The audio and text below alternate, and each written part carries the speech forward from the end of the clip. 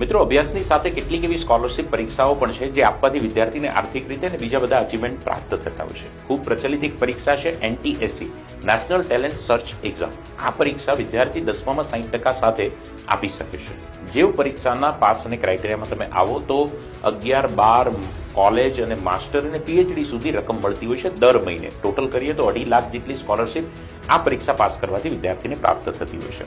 બીજી એક પરીક્ષા છે NSE, નેશનલ સ્કોલરશિપ એક્ઝામ. આ પરીક્ષા 5 થી 12નો કોઈ પણ વિદ્યાર્થી આપી શકતો હોય છે. ત્રીજી એક પરીક્ષા છે PSC, પ્રાઇમરી સ્કોલરશિપ એક્ઝામ. 6ઠ્ઠા ધોરણની અંદર વિદ્યાર્થી આ પરીક્ષા આપતા હોય છે, 6th સ્ટાન્ડર્ડના સ્ટુડન્ટ. તો આવી સ્કોલરશિપ એક્ઝામ આપવાથી માત્ર ધનરાશિ જે મળે છે એ જ ફાયદો છે એવું નથી કહેતો, પણ વિદ્યાર્થી એક ટ્રેન્ડ થાય છે, એક એનો માઇન્ડસેટ બને છે. આ ઉંમરથી જે કોમ્પિટિટિવ એક્ઝામ આપતો થઈ જાય તો એની એક પ્રેક્ટિસ થાય. ભવિષ્યમાં આવતી સાયન્સ માટેની JEE, NEET આ પરીક્ષાઓ આરામથી પાસ થઈ શકે, જેનો અત્યારથી પાયો રોપાય. તો તમે પણ આ પરીક્ષા